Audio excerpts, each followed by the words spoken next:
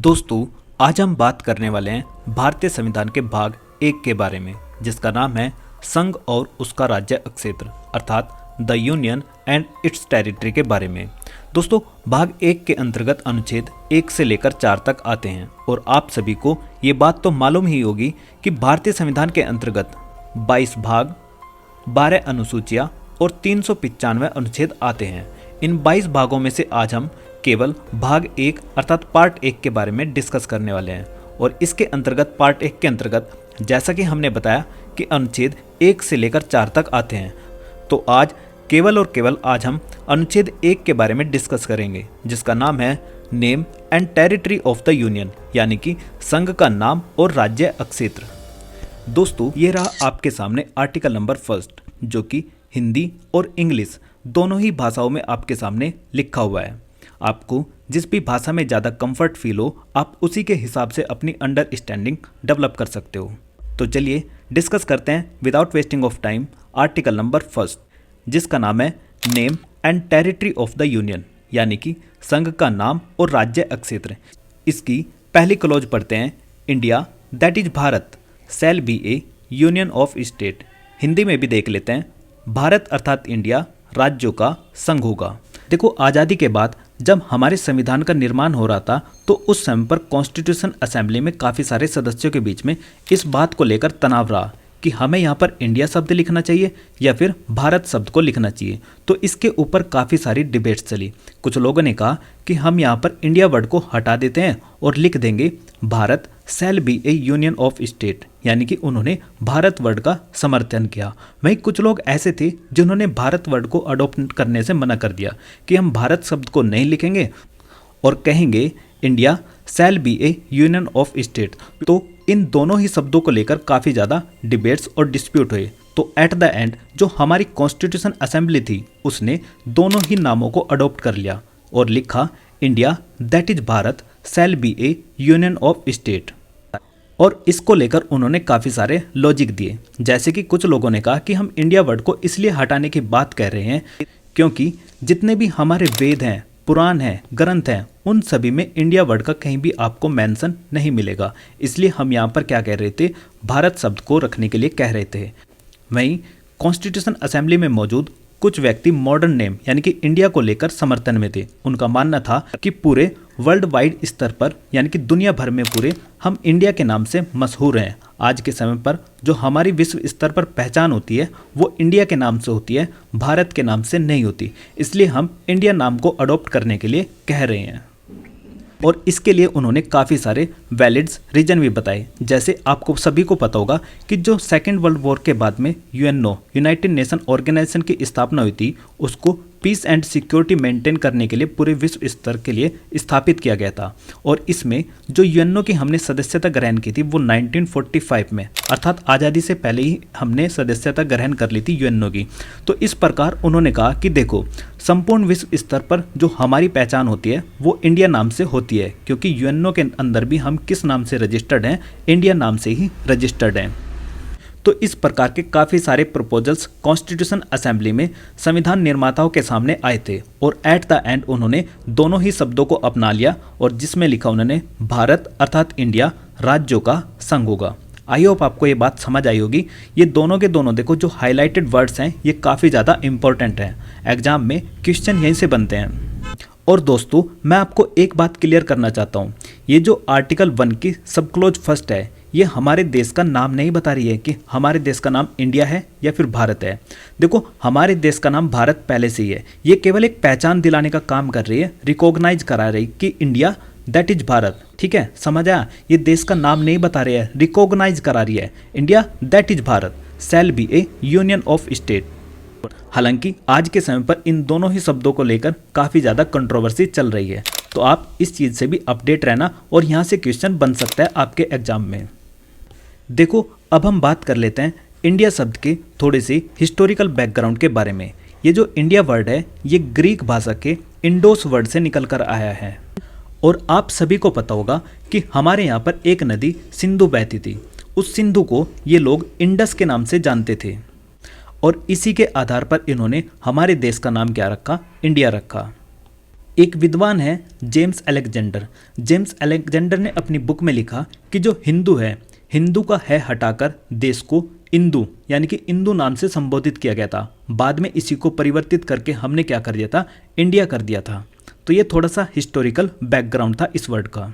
आज भी आर्टिकल 1 के अंतर्गत जो हमारे देश की पहचान होती है वो इंडिया और भारत दोनों ही शब्दों से होती है। जब कभी हम इंग्लिश में लिखने की बात करते हैं तो लिखते हैं इंडिया और वहीं हिंदी में लिखते हैं भारत।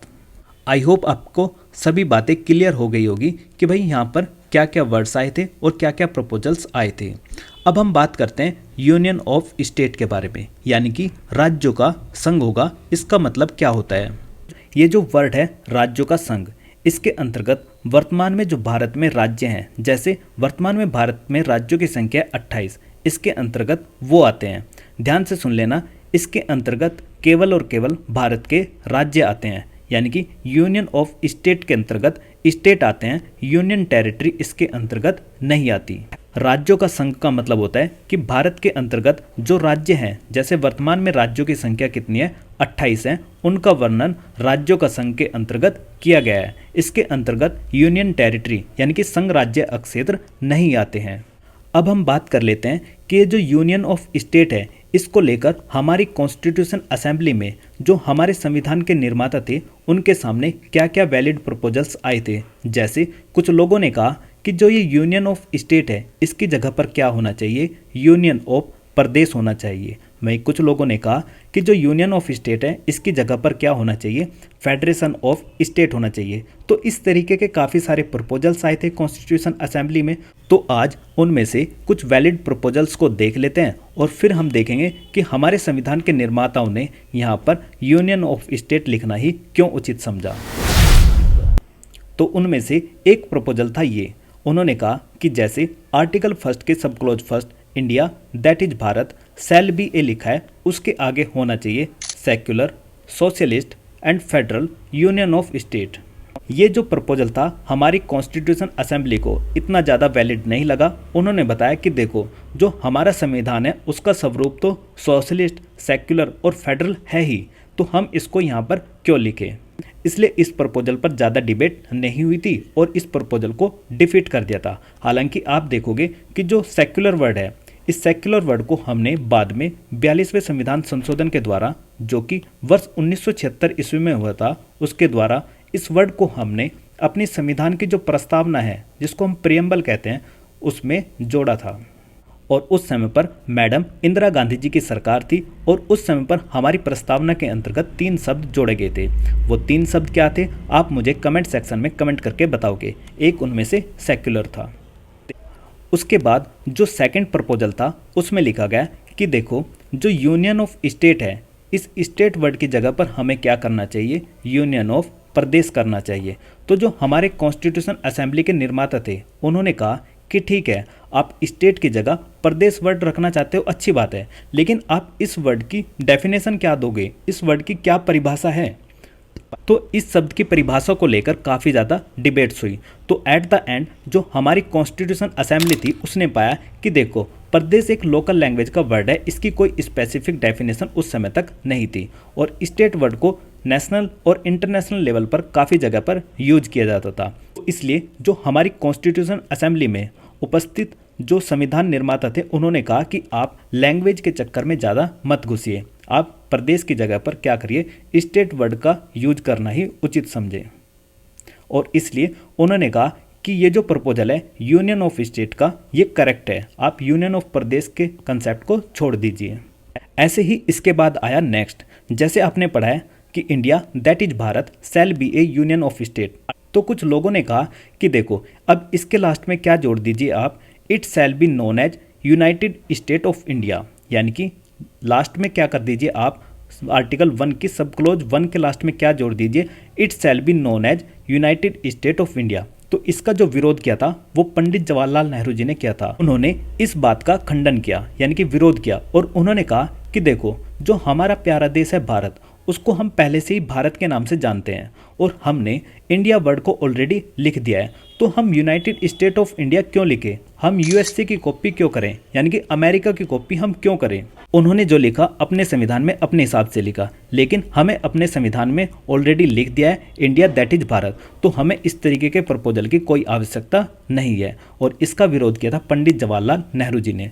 और चौथा प्रपोजल था कि हमें यूनियन ऑफ स्टेट की जगह क्या करना चाहिए, फेडरेशन ऑफ स्टेट कर देना चाहिए। दोस्तों ये जो प्रपोजल था ये काफ़ी ज़्यादा इम्पोर्टेंट था। क्यों? क्योंकि जब आप भारतीय संविधान का अध्ययन करोगे तो आप पाओगे कि जो हमारा संविधान है वो एक प्रकार से फेडरल कॉन्स्टिट्यूशन है, यानी कि जो हमारे संविधान का मूल ढांचा है वो क्या है, संघीय ढांचा है। तो इसलिए कुछ लोगों ने कहा कि हमें यहाँ पर क्या करना चाहिए, फेडरेशन ऑफ स्टेट करना चाहिए। लेकिन इस बात का विरोध किया था डॉक्टर भीमराव अंबेडकर ने। आप सभी को पता होगा कि जो हमारे संविधान के निर्माता हैं डॉक्टर भीमराव अंबेडकर, उन्होंने इस बात का विरोध किया था। उन्होंने कहा कि देखो, मान लेते हैं कि हमारे कॉन्स्टिट्यूशन का जो स्ट्रक्चर है वो फेडरल है, यानी कि संघीय संविधान है हमारा, लेकिन यूनियन वर्ड को लिखने के पीछे उन्होंने दो वैलिड रीजन बताए। और वो थे, पहला रीजन उन्होंने बताया कि देखो जो फेडरेशन होता है, फेडरेशन में दो राज्यों के बीच में एग्रीमेंट होता है, यानी कि जो स्टेट होते हैं स्टेट के साथ एग्रीमेंट करते हैं, तब जाकर वो किसी एक कंट्री का फॉर्मेशन करते हैं। जैसे जो संयुक्त राज्य अमेरिका है उसमें सभी स्टेट के बीच में क्या है, एक एग्रीमेंट है, तब जाकर उन्होंने क्या फॉर्म करा है, यूनाइटेड स्टेट ऑफ अमेरिका, इसलिए उसको यूएसए के नाम से जाना जाता है। तो भारत में इस प्रकार का कोई भी समझौता राज्यों के बीच में नहीं है। एक तो वैलिड रीजन ये हो गया। और दूसरा उन्होंने बताया कि जो फेडरेशन होता है, फेडरेशन कंट्रीज में जो स्टेट होते हैं उनके पास में एक राइट होता है कि वो किसी भी समय उसको छोड़कर जा सकते हैं, यानी कि उसको किसी भी समय पर लेफ्ट कर सकते हैं। लेकिन भारत के अंतर्गत कोई भी राज्य भारत के संघ को छोड़कर नहीं जा सकता। ठीक है, तो इस प्रकार के दो valid proposals doctor Bhimrao Ambedkar के द्वारा दिए गए थे। दोबारा से फिर बता देता हूँ। पहला तो उन्होंने कहा कि जैसे फेडरेशन में दो राज्यों के बीच में एग्रीमेंट होता है, तब जाकर वो किसी देश को ज्वाइन करते हैं या फिर किसी देश को बनाने की सोचते हैं, तो ऐसा कोई भी एग्रीमेंट भारत के राज्यों के बीच में नहीं हुआ। जब उन्होंने भारत को ज्वाइन किया तो आपस में उनके बीच में कोई भी एग्रीमेंट नहीं था। और दूसरा था कि स्टेट के पास में कोई ऐसी पावर नहीं है कि वो किसी भी समय भारत संघ को छोड़कर चली जाए, यानी कि भारत से अलग हो जाए। जैसे मैं आपको इसका एक रिसेंटली एग्जांपल देता हूँ। जैसे आपने देखा होगा जम्मू एंड कश्मीर, जो जम्मू कश्मीर था वो भारत का एक राज्य हुआ करता था। इसके पास अलग से इसका फ्लैग था, अलग से इसका कॉन्स्टिट्यूशन था और अलग से यहाँ पर नागरिकता दी जाती थी, यानी कि सिटीजनशिप। तो ये सारी की सारी पावर्स इसके पास में दी हुई थी। लेकिन एट द एंड क्या हुआ, आप सभी ने देखा कि राज्य को इतनी सारी पावर देने के बावजूद भी सेंट्रल गवर्नमेंट यानी कि संघ ने क्या किया, इसको दो जगह पर आपस में तोड़ दिया। एक लद्दाख यूनियन टेरिटरी और दूसरी Jammu and Kashmir union territory. यानी कि इसका मतलब ये हुआ कि जो राज्य है यानी कि स्टेट है वो कितना भी पावरफुल हो जाए, लेकिन वो किससे बड़ा नहीं हो सकता, यूनियन से बड़ा नहीं हो सकता, अर्थात संघ से बड़ा नहीं हो सकता। संघ ज़्यादा पावरफुल रहेगा और राज्य कम पावरफुल रहेगा। तो समझ आया आपके। और मैं आपको एक बात और क्लियर कर देना चाहता हूँ। देखो यहाँ से जो ये यूनियन ऑफ स्टेट वर्ड है, ये जो यूनियन ऑफ स्टेट वर्ड है, ये हमने जो यूनियन का मॉडल लिया है वो कैनेडियन मॉडल है।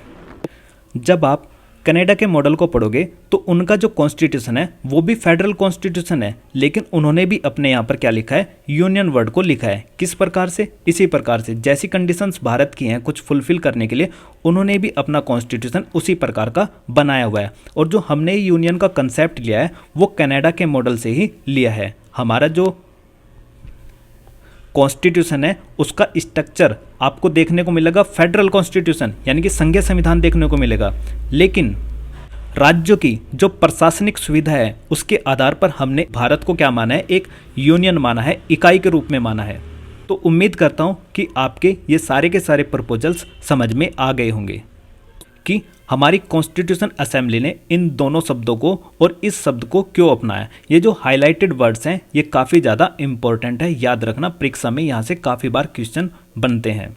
ध्यान रखना, India that is Bharat shall be A union of state. जो ये यूनियन वर्ड है ना, देखो यूनियन का मतलब यहाँ पर लिखा गया है राज्यों का संघ होगा, और संघ के दो मतलब होते हैं इंग्लिश में, एक यूनियन और दूसरा फेडरल, जो हमने अभी देखा।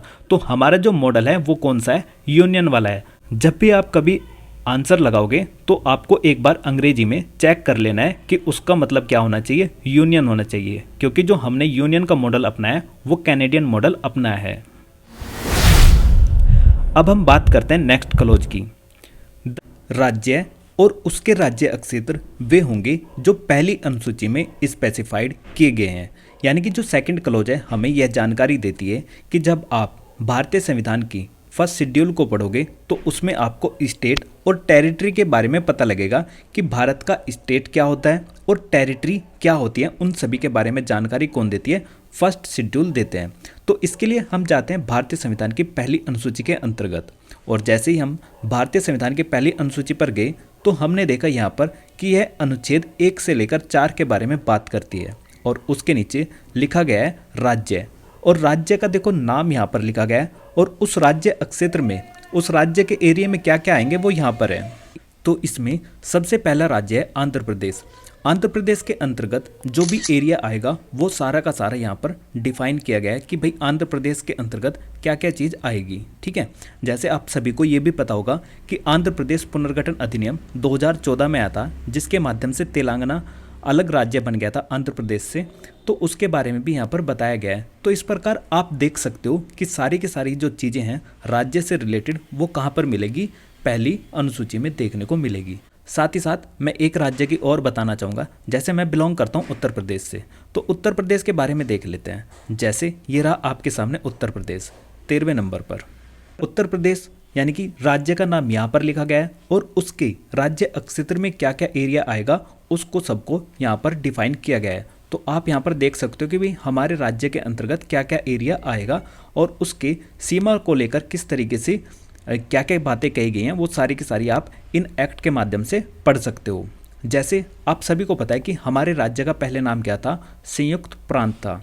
तो संयुक्त प्रांत क्या था, उसमें क्या क्या समाविष्ट रहेगा, ये सारी की सारी बातें यहाँ पर लिखी गई हैं। बाद में हरियाणा बना, हरियाणा के साथ में हमारा क्या बाउंड्री को लेकर रहेगा। ऐसे ही उत्तर प्रदेश से जब हमने अलग कर कर उत्तराखंड को बनाया, उसमें क्या क्या प्रावधान किए गए थे, ये सारे के सारे आपको पहली अनुसूची के अंतर्गत देखने को मिलेंगे, क्योंकि यहीं पर बताया गया है कि भाई राज्य क्या होगा। नेक्स्ट जो हम इसमें देखते हैं कि क्या सिर्फ इसमें राज्य के बारे में ही बताया गया है, तो नहीं भाई, इसमें राज्य और संघ राज्य अक्षेत्र दोनों के बारे में बताया गया है। जब आप जैसे ही आपको पता होगा कि भारत के अंतर्गत 28 राज्य हैं वर्तमान में, तो 28वां राज्य कौन सा है वर्तमान में, तेलंगाना। तो तेलंगाना जो आंध्र प्रदेश से अलग हुआ था 2014 में, उसको लेकर क्या क्या चीज़ें हैं देखो यहाँ पर लिखी गई है, इसके राज्य क्षेत्र में क्या क्या आएगा। उसके ठीक नीचे हमें देखने को मिला संघ राज्य अक्षेत्र।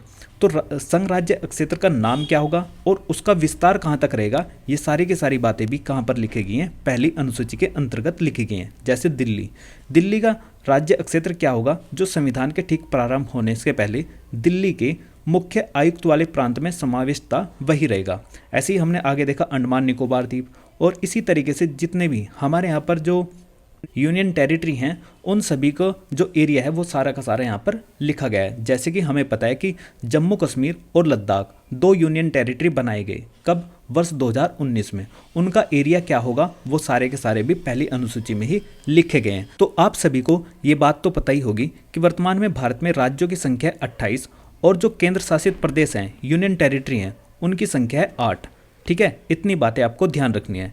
देखो यहाँ पर 9 लिख रहा है, कुछ लोगों को कन्फ्यूजन हो सकता है, लेकिन मैं एक आपको बात बता दूं कि हमारे यहाँ पर कितने हैं वर्तमान में, जो यूनियन टेरिटरी हैं उनकी संख्या 8 है और राज्यों की संख्या कितनी है, 28 है। इस बात को अपने माइंड में सेट कर लेना। देखो ये 9 क्यों लिखा है, मैं आपको दिखाता हूँ। ये जो 5वें नंबर का है ना, यहाँ पे ये जो पहले दमन और दीव था, ये पहले यहाँ पे था, तो इसको मर्ज कर दिया गया। आज भी ये स्पेस छोड़ा गया है यहाँ पर, इसका कॉलम क्या बचा दिया, ऊपर ही बचा दिया, मतलब कि नाम, लेकिन अभी भी इसका नंबर छुटा हुआ है। देख सकते हो आप 4 और 6, यानी कि बीच में जो 5वां नंबर है उसको रिप्लेस कर दिया है, लेकिन आज भी वो क्रमांक में ऐसे ही लिखा हुआ है संविधान के अंतर्गत। तो दादरा और नागर हवेली को लेकर क्या क्या प्रावधान किए गए हैं वो सारे के सारे पहली अनुसूची में देखने को आपको मिल जाएंगे। तो इस प्रकार से हमें पता लगता है कि जो फर्स्ट शेड्यूल है वो हमें किसकी जानकारी देती है, एक तो स्टेट की जानकारी देती है और दूसरी यूनियन टेरिटरी यानी कि जो हमारे संघ राज्य अक्षेत्र हैं उनकी जानकारी देती है कि पहली अनुसूची के अंतर्गत क्या क्या आएंगे। ये बात क्लियर हो गई। देखो, जब आप इस सब क्लॉज 2 को ध्यानपूर्वक पढ़ोगे तो आपको यहाँ पर एक देखने को मिलेगा, जैसे यहाँ पर भी आप देख सकते हो हिंदी में भी एक देखने को मिल रहा है। इसका मतलब है कि इस क्लॉज को संविधान में संशोधन करके जोड़ा गया है। तो इसके लिए जो संविधान में संशोधन हुआ था वो हुआ था 7वां संविधान संशोधन अधिनियम वर्ष 1956 ईस्वी में, जिसके माध्यम से हमने यहाँ पर क्या जोड़ा, इसको जोड़ा। अब इसको जोड़ने की वजह क्या थी, तो देखो, जब भारत आज़ाद हुआ था, जब भारत का संविधान बनकर तैयार हुआ था, तो उस समय पर भारतीय संविधान के अंतर्गत 4 प्रकार के राज्य पाए जाते थे। देखो, आप अपने सामने स्लाइड में भी देख सकते हो कि भारत में ए यानी कि के, बी, सी व डी 4 प्रकार के राज्य पाए जाते थे। भाग ए में 9 राज्य हुआ करते थे, भाग बी में भी 9 राज्य हुआ करते थे और भाग सी में 10 राज्य होते थे। वहीं जो भाग डी है उसमें केवल अंडमान और निकोबार द्वीप समूह आता था। ये इस प्रकार के राज्य होते थे जिन पर गवर्नर का कंट्रोल रहता था। वहीं जो भाग बी के राज्य होते थे इन पर विधानमंडल की जो शाही शासन होता था, इस प्रकार का शासन चलता था। और भाग सी के अंतर्गत जो ब्रिटिश भारत में मुख्य आयुक्त का प्रशासन होता था और साथ में कुछ में शाही प्रशासन भी होता था। यानी कि भाग सी के अंतर्गत वो राज्य आते थे जिनमें केंद्रीयकृत प्रशासन चलता था और भाग डी में क्या आता था, अंडमान और निकोबार द्वीप समूह। तो इन सभी को 7वें संविधान संशोधन अधिनियम जो कि वर्ष 1956 में हुआ था उसके माध्यम से इनको खत्म कर दिया गया। यानी कि जो भाग ए और बी के राज्य होते थे इनकी दूरियों को आपस में कम कर दिया। जैसे आप देखोगे यहाँ पर पटियाला और पूर्वी पंजाब है, इसको मिलाकर पंजाब में मिला दिया। साथ ही साथ जैसे मध्य प्रदेश है, मध्य प्रदेश का जो विंध्य प्रदेश है इसमें मिला दिया। तो इन दोनों ही राज्यों की दूरियों को क्या कर दिया, कम कर दिया। और जो सी वाले थे इनको कम्प्लीटली ख़त्म करके इनमें कुछ चेंजिंग की गई और डी आज भी वर्तमान में बना हुआ है। जैसे हमने देखा दिल्ली में जो जो सुधार किए गए वो सारे के सामने हमने देख लिए कि भाई दिल्ली क्या था, एक मुख्य आयुक्त का प्रांत था और उसको हमने क्या बना दिया, बाद में यूनियन टेरिटरी बना दिया, जो कि हमने अभी लिस्ट फर्स्ट के अंतर्गत देखा है। और लिस्ट फर्स्ट के अंतर्गत किस किस के बारे में बताया गया है, एक तो स्टेट के बारे में यानी कि राज्य के बारे में कि राज्य के अंतर्गत कौन कौन सा राज्य अक्षेत्र आएगा, और वहीं पर जो यूनियन टेरिटरी है यानी कि केंद्र शासित प्रदेश है उसके अंतर्गत क्या क्या आएंगे, ये सारी जानकारी दी गई है। तो बस आपको यहाँ से एक बात याद रखनी है कि वर्ष 1956 से पहले भारत का कुछ नज़ारा इस प्रकार का था, लेकिन 7वें संविधान संशोधन जो कि वर्ष 1956 में हुआ उसके माध्यम से इन 4 टाइप के राज्यों को क्या कर दिया, खंडन कर दिया, यानी कि खत्म कर दिया इनको। अब भारत में केवल राज्य का जो प्रकार पाया जाता है वो शेड्यूल 1 के अंतर्गत आपको देखने को मिलता है, जिसमें स्टेट और यूनियन टेरिटरी दोनों के बारे में बताया गया है, जो कि हम देख चुके हैं। ठीक है, तो इतनी बातें आपको याद रखनी है। तो अब आपको समझ में आ गया होगा कि ये जो सेकंड क्लॉज है स्टेट और टेरिटरीज का जो मतलब बता रही है वो फर्स्ट शेड्यूल के अंतर्गत लिखा गया है। अब हम बात करते हैं नेक्स्ट क्लॉज की। अब हम बात करते हैं आर्टिकल 1 की सब क्लॉज 3 के बारे में, जो कि हमें टेरिटरी ऑफ इंडिया के बारे में जानकारी देती है। टेरिटरी ऑफ इंडिया का मतलब होता है कि भारत का राज्य अक्षेत्र क्या होगा, उसके बारे में जानकारी हमें कौन दे रहा है, आर्टिकल 1 की सब क्लॉज 3। ये बताती है कि भारत के राज्य क्षेत्र में राज्यों का राज्य क्षेत्र आएगा, संघ राज्य का राज्य क्षेत्र आएगा, जो कि हमने अभी पहली अनुसूची में देखा है। और दूसरा ऐसा एरिया आएगा यदि भारत किसी भी समय किसी एरिया को अर्जित कर लेता है, यानी कि एक्वायर्ड कर लेता है, ऐसा एरिया भी आएगा।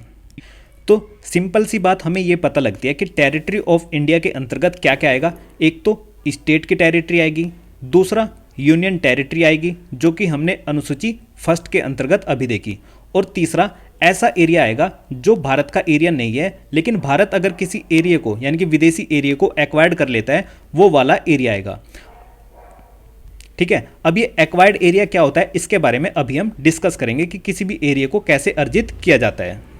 लेकिन अब मैं आपसे एक क्वेश्चन पूछता हूँ, मैं पूछता हूँ आपसे कि दिल्ली क्या है। आप बोलोगे कि दिल्ली क्या है, एक यूनियन टेरिटरी है। तो दिल्ली एक यूनियन टेरिटरी है, क्या वो टेरिटरी ऑफ इंडिया है या नहीं है? तो आप बोलोगे यस सर कि वो टेरिटरी ऑफ इंडिया है, क्योंकि टेरिटरी ऑफ इंडिया के अंतर्गत ही क्या आता है, यूनियन टेरिटरी आती हैं, जो कि क्या है, भारत के राज्य क्षेत्र को प्रदर्शित करती है। हमने देखा कि जो टेरिटरी ऑफ इंडिया है इसके अंतर्गत स्टेट की टेरिटरी आती है, यूनियन टेरिटरी आती है और जो कोई एरिया एक्वायर्ड कर लिया जाएगा वो भी आएगा। ठीक है, तो इस तरीके से आपको कन्फ्यूजन अपने माइंड में पैदा नहीं करना है कि भाई किसके अंतर्गत क्या क्या आएगा और किसी भी तरीके से क्वेश्चन पूछा जा सकता है। अब देखो हम बात कर लेते हैं इस एक्वायर्ड एरिया के बारे में कि कोई भी कंट्री किस प्रकार से किसी एरिया को अर्जित कर सकती है, उसके बारे में बात करते हैं।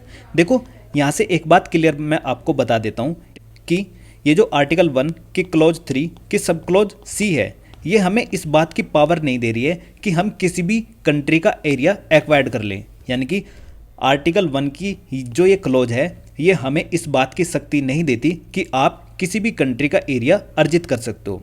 तो इसके लिए शक्ति कौन देता है? तो इसके लिए यहाँ पर अप्लाई हो जाता है इंटरनेशनल लॉ। जो भी कंट्री संप्रभु होती है अर्थात सॉवरेन होती है, उस कंट्री के पास में एक इंटरनेशनल लॉ के अंतर्गत एक राइट होता है कि वो किसी भी कंट्री का क्या कर सकती है, एरिया अर्जित कर सकती है। तो यहाँ पर जो हमारा इंडियन कॉन्स्टिट्यूशन है वो हमें पावर नहीं देता, वो सिर्फ हमें ये बता रहा है कि अगर भारत ने कोई भी टेरिटरी को एक्वायर कर लिया तो उसका एरिया किसके अंतर्गत आएगा, टेरिटरी ऑफ इंडिया के अंतर्गत आएगा।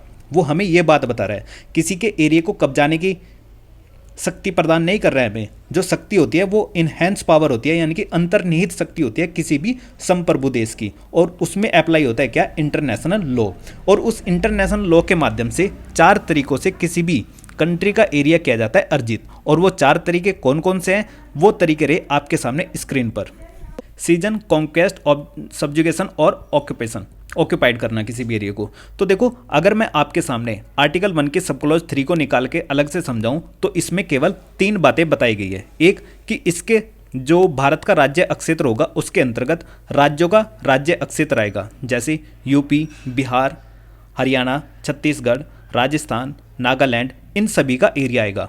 दूसरा, संघ राज्य अक्षेत्र आएंगे जो कि हमने अनुसूची 1 के अंतर्गत देखे हैं, जैसे दिल्ली, अंडमान निकोबार द्वीप समूह, दमन एंड दीव, दादरा व नागर हवेली, जम्मू कश्मीर, लद्दाख, चंडीगढ़, ये सभी आएंगे। और तीसरा, ऐसे राज्य अक्षेत्र आएंगे जिनका अधिग्रहण भारत सरकार कर लेगी, यानी कि वो अभी भारत के कब्जे में नहीं है, लेकिन अगर भारत सरकार उनका अधिग्रहण कर लेगी तो वो किस में आएंगे, आर्टिकल 1 की क्लॉज 3 की सब क्लॉज सी के अंतर्गत आएंगे। और इसके एग्जाम्पल्स मैं आपके सामने अभी देता हूँ। जैसे आप सभी को पता होगा कि जो गोवा है, क्या गोवा भारत का पार्ट था पहले? आप कहोगे नहीं। ऐसे ही जो दमन एंड दीव था वो क्या भारत का पार्ट था? आप कहोगे नहीं। तो इनको 1961 में भारत ने जो पुलिस कार्रवाई हुई थी, तो पुलिस कार्यवाही के माध्यम से 1961 में हमने इनको क्या कर लिया था, अधिग्रहण कर लिया था, अधिग्रहित कर लिया था इनको। ऐसे ही आप देखोगे एक था दादरा एंड नागर हवेली। दादरा एंड नागर हवेली को भी हमने 1954 में जो फ्रांसीसी थे, फ्रांसीसियों से अपने कब्जे में ले लिया था। ऐसे ही बहुत सारे उदाहरण हैं, जैसे पुद्दुचेरी है, पुद्दुचेरी पर भी किसका राज था, फ्रांसीसियों का ही राज था, तो उसको भी हमने क्या ले लिया, अपने कंट्रोल में ले लिया था।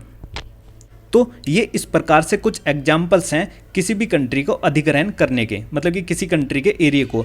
ऐसे ही one of the best example इसका सिक्किम। सिक्किम काफ़ी बार एग्जाम में पूछा भी जाता है कि सिक्किम क्या था पहले। एक वहाँ पर चोग्याल डायनेस्टी चलती थी, और चोग्याल डायनेस्टी से हमने पहले कुछ इस तरीके के संबंध स्थापित किए हुए थे कि आपके रक्षा, विदेश मामले, संचार मामले, इन सभी का जो उत्तरदायित्व होगा वो भारत सरकार के पास में होगा। लेकिन 1974 में हमने क्या किया, एक 35वें नंबर का संविधान संशोधन किया, और उसके माध्यम से उसको हमने क्या करा, प्रोटेक्टेड स्टेट यानी कि संरक्षित राज्य का दर्जा दे दिया। लेकिन ठीक उसके ही अगले साल 36वें नंबर का संविधान संशोधन किया 1975 में, और उसको हमने एक फुल स्टेट का दर्जा दे दिया, यानी कि उसकी कंप्लीट जिम्मेदारी किसके पास में आ गई थी, भारत सरकार के अंतर्गत आ गई थी। तो इस प्रकार के काफ़ी सारे तरीके से अधिग्रहण किया जा सकता है। ठीक है, ऐसे ही इसका एक एग्जांपल और बताता हूँ। हाल फिलहाल में वर्ष 2015 में जो मोदी सरकार है, मोदी सरकार ने बांग्लादेश के साथ में लैंड बाउंड्री एग्रीमेंट किया है। उस लैंड बाउंड्री एग्रीमेंट में आप देखोगे, जैसे ये बाउंड्री है, इधर है बांग्लादेश और इधर है इंडिया। तो इंडिया के कुछ एनक्लेव, एनक्लेव मतलब कि एक छोटे एरिए, टुकड़े जो विदेशी अंतः क्षेत्र थे, वो बांग्लादेश के एरिया कुछ हमारे यहाँ पर थे, और ऐसे ही भारत के एरिया कुछ बांग्लादेश की साइड में थे। तो बाउंड्री का सेटलमेंट करने के लिए हमने इनके एरिया तो पहुँचा दिए कहाँ पर, यहाँ पर एग्रीमेंट कर लिया और इनके वाले ले लिए यहाँ पर। तो इस प्रकार से जो 101वें नंबर का कॉन्स्टिट्यूशन अमेंडमेंट एक्ट हुआ है 2015 में, उसको लैंड बाउंड्री एग्रीमेंट के नाम से जाना जाता है। और वो किस किस के बीच में होता? इंडिया और बांग्लादेश के बीच में। तो जो इसका किसी भी एरिया को अधिग्रहण करने का तरीका होता है उसको बोलते हैं, मतलब 4 तरीकों से होता है। एक बताया मैंने सीजन में, मतलब कि आपस में कोई बेच दे, सेल कर दे, परचेज कर दे, कोई गिफ्ट दे दे आपको, उस तरीके से हमने ये वाला एग्रीमेंट कंप्लीट किया है। दूसरा होता है कॉन्क्वेस्ट, यानी कि जीत कर, लड़ाई झगड़ा करके, जैसे कि हमने गोवा, दमन दीव, दादरा एंड नागर हवेली इनको जीता। और जैसे कि एक है ऑक्यूपाइड करना, यानी कि जिस एरिया पर पहले कोई रूलर नहीं है और उस एरिया को हम जाकर कब्जा लें, तो इस तरीके से वो एरिया आता है। तो ये थे इस प्रकार से, मतलब कि किसी भी कंट्री को, जो सॉवरेन कंट्री होती है, उसकी इनहेरेंट पावर जो होती है, अंतर्निहित शक्ति होती है, तो वो किस प्रकार से किसी भी एरिया का अधिग्रहण कर सकती है, उसकी ये 4 तरीके से पावर थी। और कौन कौन से एरिया हमने कब्जाए हैं उन सभी के बारे में भी हम डिस्कस कर चुके हैं। बाकी जो सिक्किम का है, ये सिक्किम का one of the best example है, काफ़ी बार परीक्षा में पूछा जाता है और इसको हम आर्टिकल 2A के अंतर्गत डिस्कस करेंगे। हालांकि एग्जिस्ट नहीं करता आज के समय पर जो आर्टिकल 2 है, लेकिन इसकी क्या इंपॉर्टेंस थी उस समय पर, इसको क्यों जोड़ा गया था, उन सभी के बारे में भी आने वाले आर्टिकल्स में हम डिस्कस करेंगे।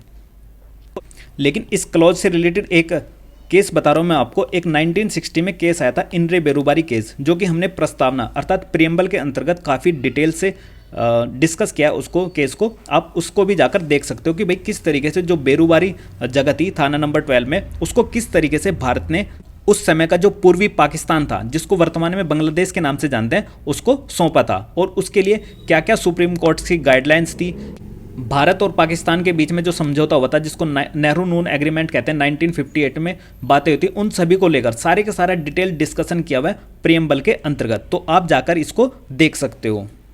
ठीक है, उम्मीद करता हूं कि यहां तक आपको ये सारी की सारी चीज़ें अभी तक समझ में आ रही होंगी। अब हम बात करते हैं कि आपको बस आर्टिकल 1 के अंतर्गत ये याद रखना है कि एक तो ये क्या कर रहा है, हमारे जो कंट्री का नाम है उसको रिकॉग्नाइज करा रहा है, इंडिया, दैट इज भारत। दूसरा यहाँ पर क्या लिखा है, यूनियन ऑफ स्टेट, जिसके अंतर्गत 28 राज्य आते हैं, वो वाले राज्य हैं। ठीक है, यानी कि भारत अर्थात इंडिया के बारे में बता रहे हैं। दूसरा जो इसमें स्टेट यानी कि राज्य और उसके राज्य क्षेत्र होंगे, वो कहाँ पर लिखे गए हैं, पहली अनुसूची में। वो पहली अनुसूची में हम देख चुके हैं। और तीसरी बात ये बताता है कि भारत के राज्य क्षेत्र में यानी कि टेरिटरी ऑफ इंडिया में क्या क्या आएंगे। एक तो आएंगे स्टेट की टेरिटरी, एक यूनियन टेरिटरी, और तीसरा जो भी एरिया भारत कब्जा लेगा वो वाली टेरिटरी आएंगी। तो दोस्तों ये था आर्टिकल 1 का कंप्लीट एनालिसिस, यानी कि हमने इसका आर्टिकल का क्या किया है, पोस्टमार्टम किया है, यानी कि शब्दों को तोड़ तोड़ कर पढ़ा है कि भाई कहाँ पर क्या क्या चीज़ें लिखी गई है। बहुत बारीक से बारीक चीज़ों को भी हमने देखा है और उनको डिटेल से डिस्कस किया है। तो मैं आपसे एक रिक्वेस्ट करूँगा कि आप जब भी इस लेक्चर को देख रहे हो तो आप अपने पास में क्या रखिए, एक नोटबुक रखिए और उस नोटबुक में अपने क्या बनाइए, शॉर्ट नोट्स लिखिए। जो चीज़ें हम अलग से एक्स्ट्रा डिस्कस करते हैं तो आप उनको क्या कर लीजिए, उस नोटबुक में नोट कर लीजिए, ताकि आपको ये दोबारा से लेक्चर ना देखना पड़े और आप उसी को जो आपने नोटबुक बनाई है उसी का क्या कर सको, आप रिवीजन कर सको। तो आर्टिकल 1 में केवल इतनी ही चीज़ें थी जानने के लिए, जो कि हमने काफ़ी डिटेल से डिस्कस किए हैं। अब हम मिलते हैं नेक्स्ट लेक्चर में, जिसका नाम होगा आर्टिकल नंबर 2। उसमें हम आर्टिकल नंबर 2 को डिस्कस करेंगे। तो ये था इस वीडियो का एंड। आई होप आपको ये वीडियो पसंद आई होगी। अगर आपको ये वीडियो पसंद आई है तो इस वीडियो को लाइक कीजिए और अपने दोस्तों को शेयर कीजिए। तो मिलते हैं नेक्स्ट वीडियो में। Thank you for watching GS era.